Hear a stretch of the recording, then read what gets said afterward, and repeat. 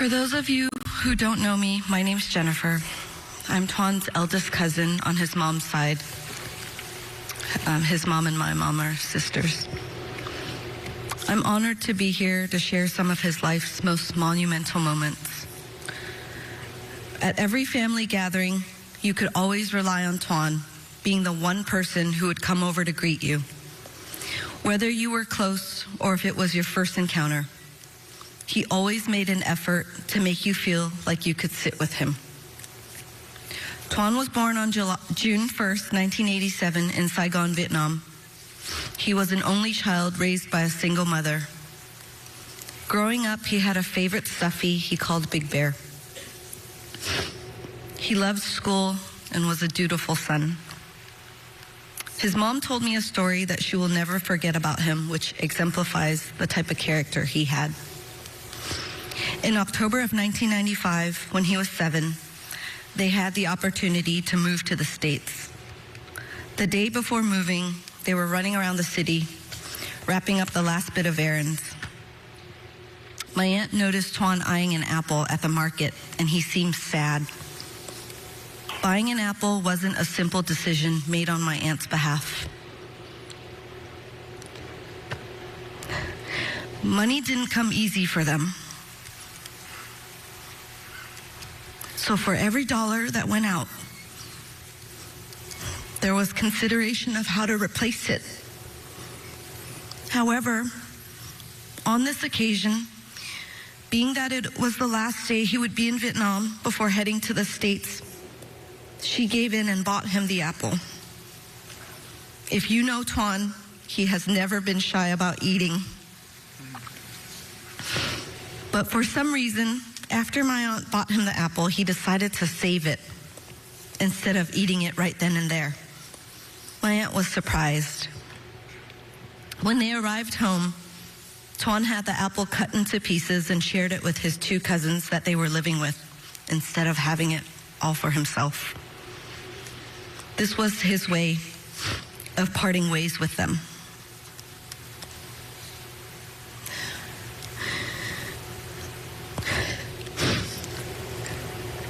Sorry. This was the kind of person Tuan was at 7 years old and at 36 years old.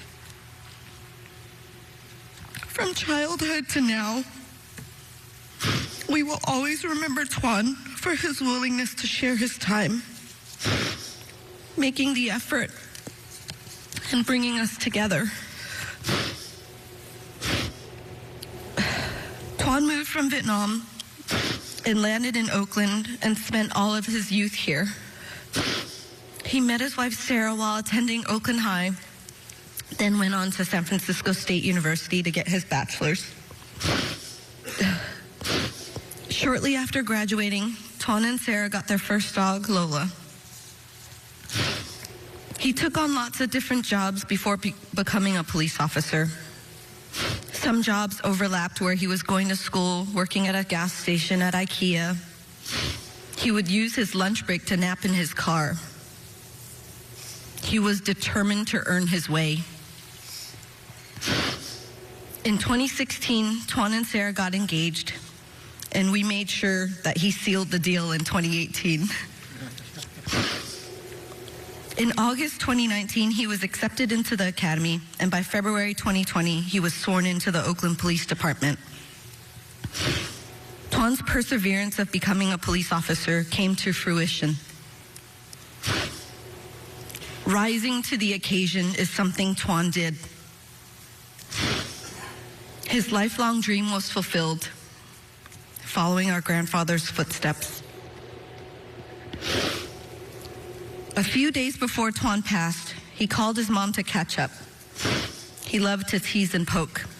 So instead of saying his usual, "Hey, Mom," it was, "Hey, sister number 5. Vietnamese people labeled their siblings in sequence of birth order instead of names. So none of us actually ever know our aunts and uncles' names. This was his lighthearted way of love, and boy did he love his mom. He'd always poke fun. He was the lighthearted smile that came into the room. The person you could always count on to share a meal with.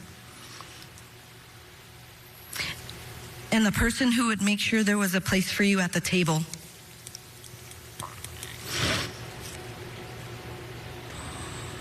I will miss him coming through the door at family gatherings.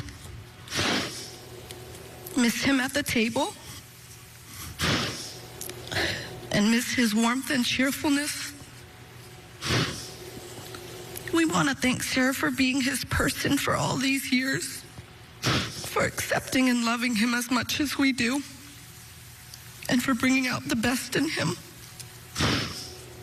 We also want to thank the Oakland Police Department, his squad mates, his partner. Tuan was so proud to be your brother, and we appreciate you all. Rest easy, Tuan. We will always love you.